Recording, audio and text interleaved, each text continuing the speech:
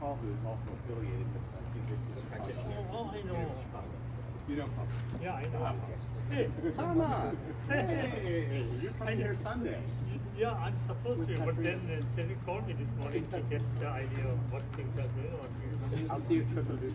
Yeah, oh, definitely. I didn't put my email. I know. No.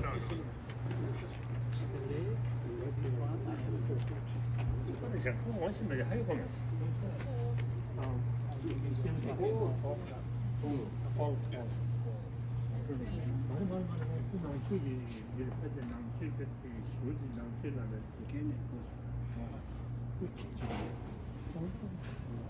Okay. Procedure for the ribbon. Ah, okay. Thank you. Thank you very much. From your thumbs Right now? Yeah. Right here? Okay.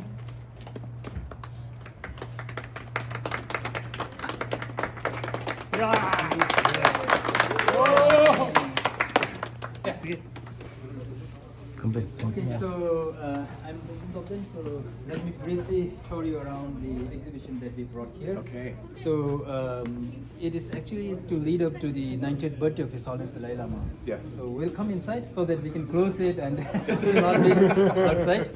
We'll start from here. Okay. So as you see, primarily the exhibition that we brought here are divided into two categories. One is life and legacy of His Holiness the Dalai Lama. So from here we'll see the life and legacy of His Holiness the Dalai Lama right from his early age, at the age 2, when he was recognized as the reincarnation of His Holiness the 13th Dalai Lama.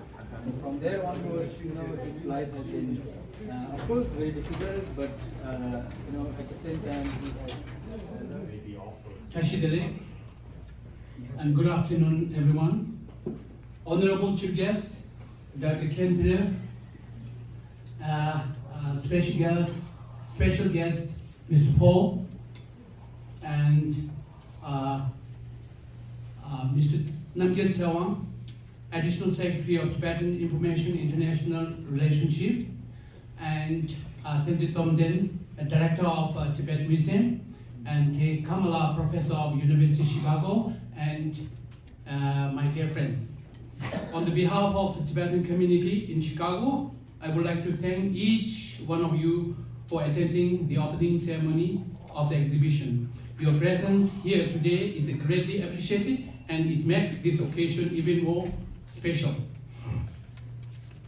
The purpose of holding this important exhibition is to commemorate His Holiness' 19th birthday, to share our true history with the world, to help Tibetans learn more about our roots. So without taking much of time, may I request Namgyal Sawala to give an introductory speech. Namgyal.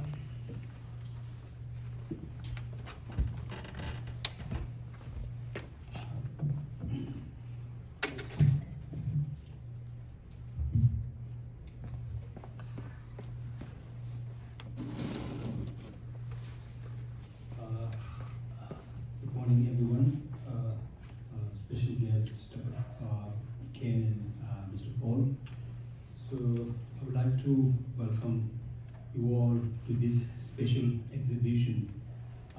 This exhibition features the biography of His Holiness the 14th Dalai Lama, right from his early age to the challenging journey into exile and committing himself not just for the cause of Tibetans, but for the all sentient beings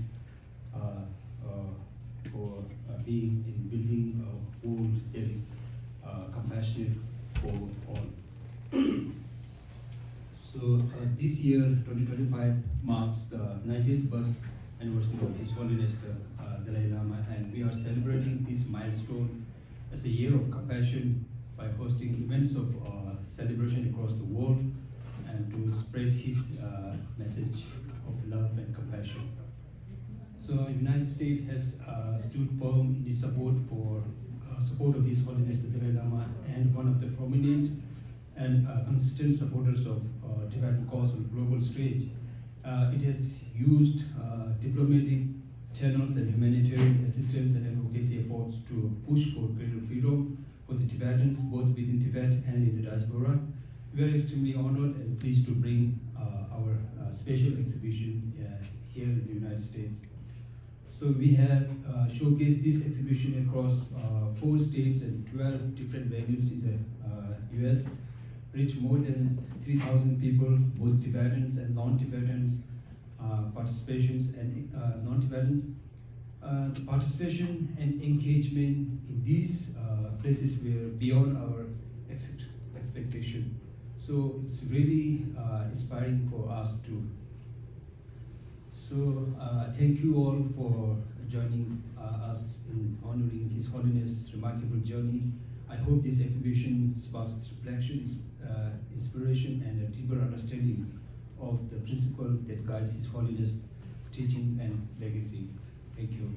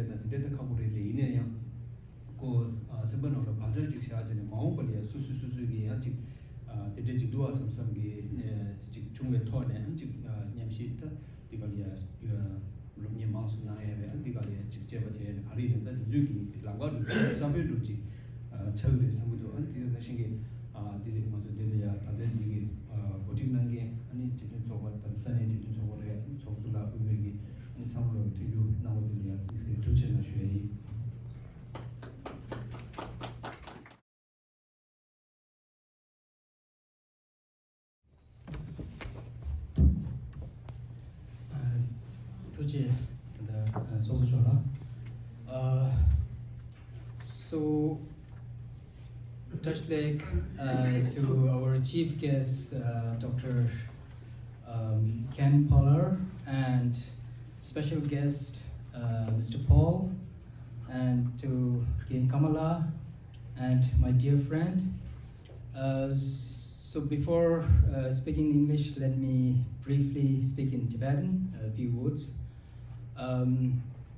Tongadila tigar tanda rangre Philippinda mangbochi chakdu ani tangansu sane mangbochi kora jare ni kora jache tangansu ki kashugare mixe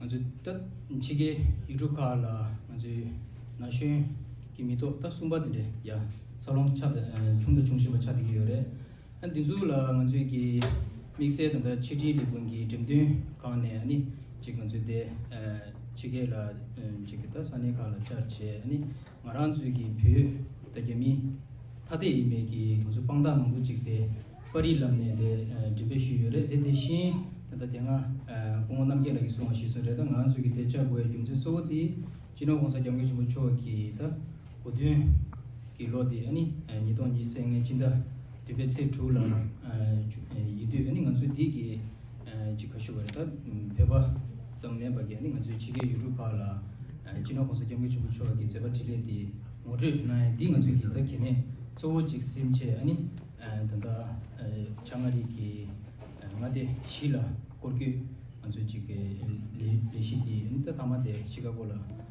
chike chukti wa chadigi du shinshuen. So about the exhibition, I don't think I need to explain much because I already told Dr. Ken and Paul. So let me show a little bit of the slides which talks about the Tibet Museum when it was initially conceptualized and how as a Tibet Museum we evolve over a period of time. So can we have the light off in the front and then so the image that you see here, the first slide, it is pretty interesting because this clearly shows why Tibet is very, very important, not only for the Southeast Asia, but for entire world. Because it is obvious that in Southeast Asia, we have around 2 billion people which are directly dependent on these 10 major rivers. But few of the environmentalists says, the westerly jet stream and the polar vortex from the Russia, they are also heavily, dependent on the fragile ecology of Tibet. Next. Okay, so we will straight away go to the Tibet Museum, which was initially conceptualized in year 1998, and after 2 years of planning and research, in 30th April, we have the first Tibet Museum at the vicinity of His Holiness Dalai Lama Temple, with the prime objective of preserving research and to document the displaced community like Tibet, to document this important the history and narration. So this you see, at the time of inauguration, His Holiness Dalai Lama, the 14th Dalai Lama, inaugurated the museum. So if we talk about the functionality of Tibet Museum, it is primarily the 3 C's. The collection, conservation, and connection.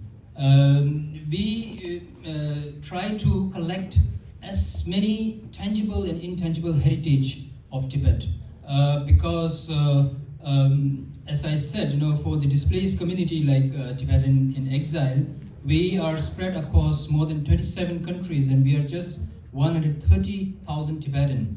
But this 130,000 Tibetans are all the ambassador of Tibetan because we are the voice for the voiceless inside Tibet. So we try to collect as many tangible and intangible heritage in the form of the oral history, in the form of artifacts. So we went across the Tibetan diaspora to collect object, artifact, and stories. So this is our first function, and as of now we have around 40,000 images in our archive and more than 1,000 objects that we have collected. And the second one is pretty important because none of the people will give us unless we have like world-class conservation technique. So we are in the making of that conservation, in the conservation department within the museum. So we have a well-trained staff who have done museology, and also we have the dehumidifier and the air condition, which can prolong these the tangible heritage. So we ensure that the objects that is donated to us will have the longer shelf life, and through this we'll have a more connection to the world to tell the true narrative of Tibet. And the last one, it is very, very important. I should say one of the most important, because at the current situation we have to connect with our younger generation, and also with the friends of Tibet across the world. So these artifacts and objects and intangible heritage that we have collected, we try to derive the exhibition like this one. So we try to derive this exhibition, and around 65 to 70% of our energy we give more on this connection, because we fall under the information department. So for us, advocating Tibet is very, very important. Next, please. So yeah, these are the few of the images. So so thanks to the new museum that we have, earlier one was in 2000, and in 2022 we have now 3 times the size of the earlier museum. And with this new museum, we for 5 years we went across Tibetan diaspora, and we have collected now as more than 1,000 objects. So yeah, these are another few objects, and also we encourage people to donate us their objects. But the more important is, with this donation, we try to take the stories behind this object, because that's what makes our museum different from the museum in Tibet, which is under PRC, because they cannot tell the true story of this object. They always have to be vigilant what the PRC want to tell. So here we have the museum which is people's museum, which have more contribution from the people, and which are telling the true story of Tibet. And we always campaign that we have a museum which is which have the untainted, unadulterated narrative, and which talks about the true, unbiased stories of Tibet. And these are the few of the projects: photo identification project, and family album collection project. So through this we have already collected more than 40,000, and we encourage the elders to please contribute to us, because through this object we will a bridge between the upcoming generation, and also to tell the world about the true cause of Tibet.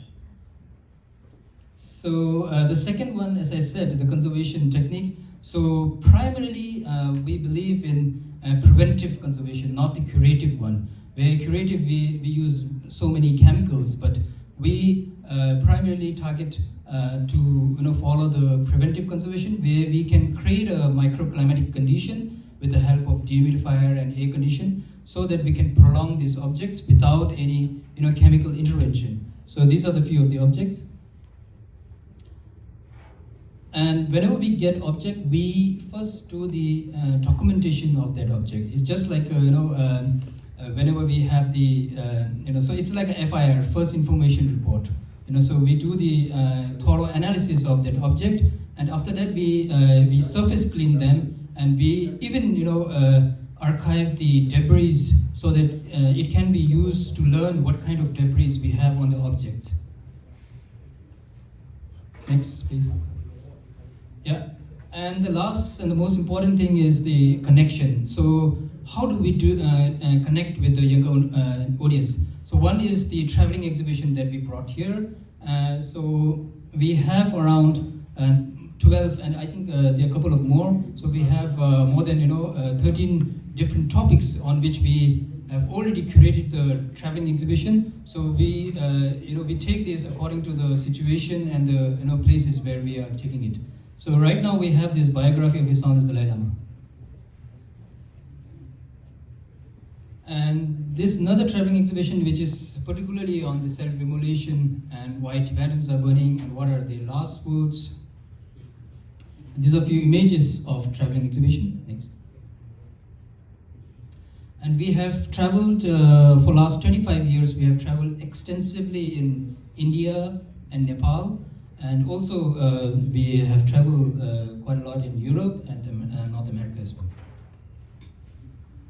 So the second connection program that we usually do is the temporary exhibition. So we even host the temporary exhibition which is in line with our objective.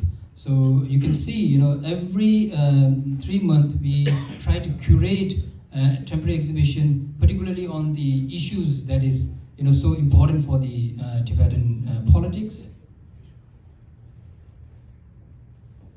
Yeah, so this is a little bit of introduction to the Tibet Museum, and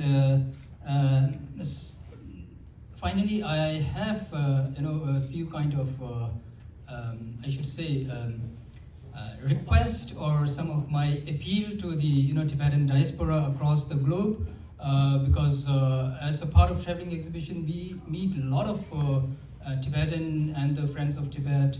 So whatever we have right now, it is purely the blessing of His Holiness Dalai Lama and with the gracing of His Holiness Dalai Lama that we are one of the unique refugee around the world.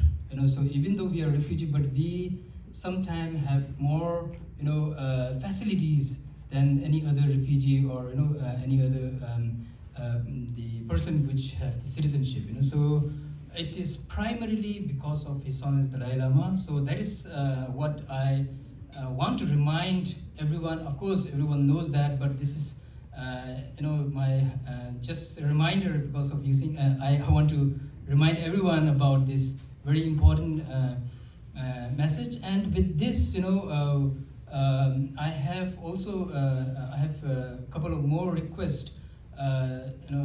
Primarily, we are away from our ancestral land, and for us, as I said, land is one of the most important, but more than that is the intangible culture heritage.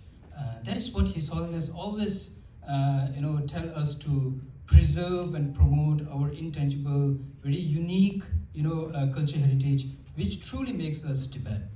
So I request through this platform, I request everyone, particularly for the parents, to send their children for this Tibetan community center, which I see across these 4 different states, and also of course across the Tibetan diaspora. Please send your children to participate and to learn about our culture, our language, because these kind of facilities are very difficult to get. Once you have, please take more participation in that. And also I want to request, I don't see any younger generation, but I want to request the younger generation to be more cognizant of their own history, their own culture, because if you look at the social media and internet, it is heavily driven by the Chinese propaganda missionaries, and these are the materials that we can always give and give to any institute that really want to make use of these resources. And last but not the least, I'm truly humbled and honored to be hosting our traveling exhibition here, and thank you to the president and the Tibetan Alliance of Chicago for hosting us here. For starting from today, we are here for a couple of days, and I request everyone to please join us and take full advantage of our visit here. Thank you so much. Yeah.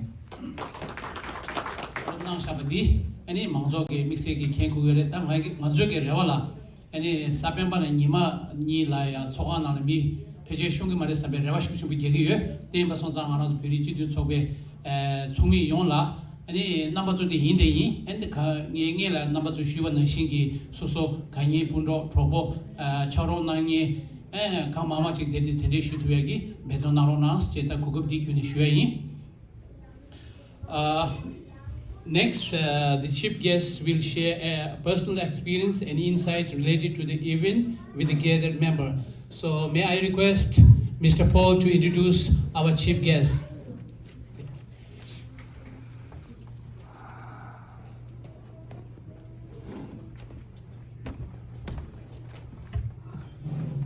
Good afternoon. It's my great pleasure to introduce my good friend and fellow Buddhist practitioner, Dr. Ken Paller.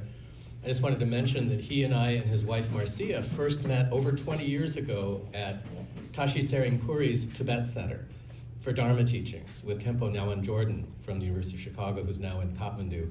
And so Ken and I have known each other for many years and have shared the benefits of the Buddha Dharma. And before introducing Ken, I'd just like to express my devotion and thanks to His Holiness Dalai Lama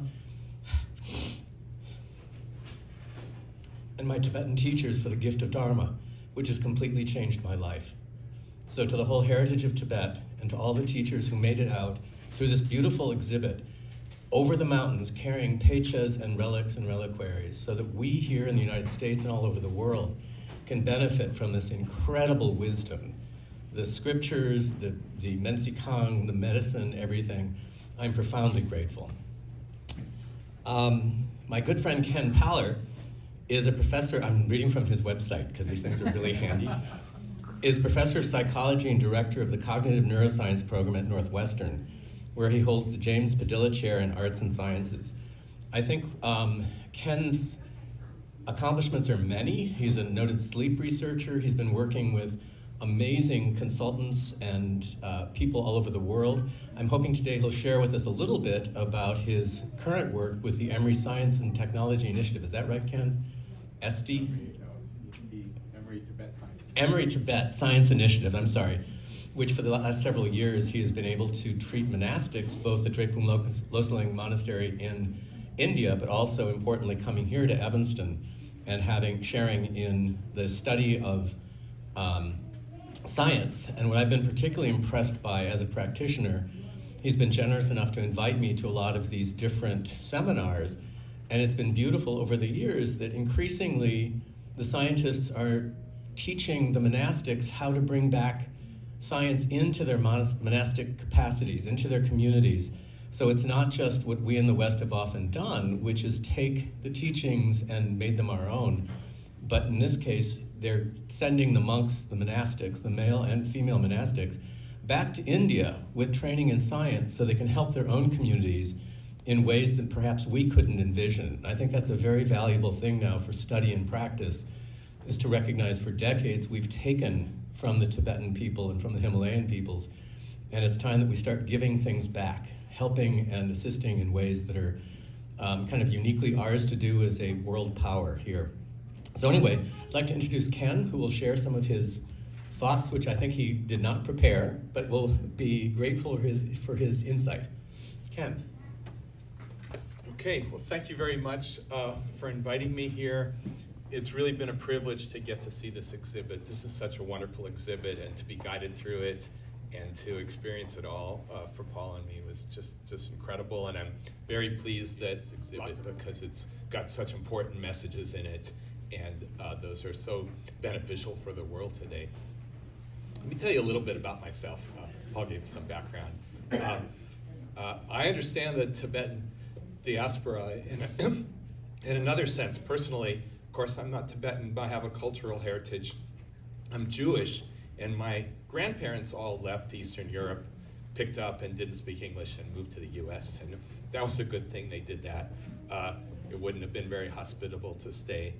And so we have a diaspora in the Jewish tradition. But beyond that, I've been really strongly affected by Tibetan Buddhism. And it's been something that's enriched my life a lot in my connection with Tibet and Tibetan Buddhism. And I'm a neuroscientist, so I study the mind from a neuroscience point of view. And we found that there's a lot of interesting discussions to be had by connecting with the Buddhism ideas, and this Buddhism neuroscience dialogue has been very fruitful, very helpful, and as displayed in this exhibit, there's a lot of important messages to be gained. Science is sometimes for just, at least I got into it because my interest in consciousness and just our curiosity drives it, but we also get the message from Buddhism, and I've gotten this from the monastics that I've worked with. The ethical underpinnings really have to be in the forefront of our mind. Why are we doing the things we do? Compassion for others, the common humanity, these principles that we hear from His Holiness the Dalai Lama are so important. And together, there's a lot of progress we make with these continued efforts. And the combination, as Paul mentioned, is allowing some of the incredible Buddhist scholars and the monks and nuns that I've been able to meet. They're going to continue to do what they've always been doing, but now they have another tool here, which is their knowledge of science that they can bring together with their scholarship in Buddhism and sort of go in whatever directions they want to go with the tools we've been given. So, I've been very lucky to be influenced by my wife's understanding of Buddhism and my friends, and the Mind and Life Institute was really important. The Mind and Life Institute gave this opportunity for us to have these dialogues and for us to learn more about Buddhism and the connections with science, and so that was very important. I was also fortunate in 2003 to spend a week in Lhasa, and that was an unusual circumstance. Only a week, but of course it opened my eyes to what's happening there, and I feel very sad in the knowledge that my Tibetan friends can't make such a trip. But I'll just put that out there is that I'm grateful I had that opportunity, and I treasure that and feel mixed feelings about it, of course, too. And then in 2018, I had the chance to be involved with this wonderful organization that came out of Emory University, and Geshe Lomsam Nege in particular, starting this program they call the Emory Tibet Science Initiative. And that's one of many programs that have sort of introduced science training to the monastics. And I was able to go to India four times now to spend some time at Drepung, Losaling, and it's Drepung and Sera and Ganden and Tachilampo, set of monasteries, and hopefully even more as time goes on, where we've been teaching neuroscience to a select group of the scholars there who are incredible people, and it's a two-way street. It's so much so beneficial for us to be part of it. We get thanked a lot for it, but really we're thankful because the opportunity to do that, to be together and learn from them, we're learning in both directions. And now it started, of course, with teaching in a classroom where we teach neuroscience, but really has progressed from that, where we're teaching the monastic scholars how to do science themselves, really how to develop projects, how to describe them and share them with other people, which is an important part of neuroscience, and then to have discussions about these things. And as I was saying, my interest in understanding the mind, of course, we have these additional directions, these additional ideas, so we're taking the incredible wisdom from this wisdom tradition of Buddhism and the ideas about the mind, and now thinking about the biology together and putting that all together to try to see, well, how can this be beneficial for people? What's the opportunities to make that useful? And so that means we've had groups of the monks and occasional nun come to Evanston and spend 2 months here working in our laboratories, and that's progressed to part of the teaching we do is also to collaborate together. And so now we're doing research together with the monastics, and there are lots of interesting questions to ask. Let me just give you briefly, one of the questions we ask is, what happens during sleep? Sleep is interesting from Buddhist ideas, and we're trying to understand more from a neuroscience point of view. And there's opportunities to use our sleep for better mental and physical health. And then we see that, well, there's a tradition documented for 900 years of Tibetan dream yoga and ideas about how to use that sleep time ultimately for enlightenment and for the advantages you can get from understanding what our dreams, how our dreams relate to our waking experience. And so we're very grateful to now be able to look at that tradition of a contemplative practice during sleep, try to understand it a bit more. It's becoming a little less secret, and so we're able to have people that are happy to talk about it and understand that the science they can contribute by allowing us to look at their practices could be beneficial for all beings. And that's sort of our goal here, is to understand it, to learn from it, and to progress. And so it's so wonderful to have Tibetan Buddhist colleagues who are going to take that off and work together with us, and then work on their own with the skills they need to be able to do wonderful things. And I think that's sort of another dimension of this exhibit, is the future, and how the future can be enhanced by understanding the past and understanding all the elements of this wonderful exhibition, and then going from there and continuing the great work that has been started in this exhibition and by His Holiness the Dalai Lama. So again, thank you for the exhibition, the opportunity to be here, and congratulations on such a wonderful endeavor.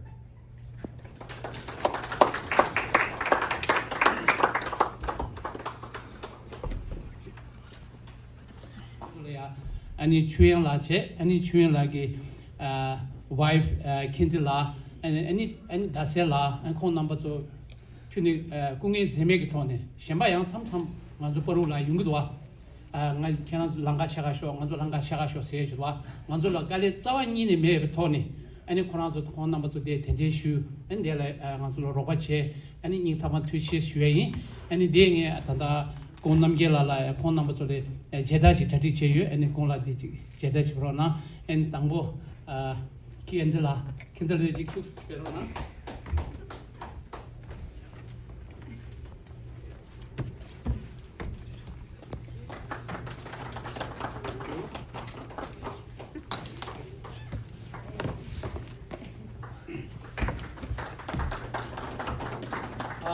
The Jedaji, the commission, the Jedadi, any the medicine, the Mimang, so Cheve, that's also la, so Cheve, Tamaloy, and Tushena, and the Detolia number to Tameg, the Tingur Ram Chunson, to chase you, and it's a lining come to chase you, Tushena. Yes. There's one person who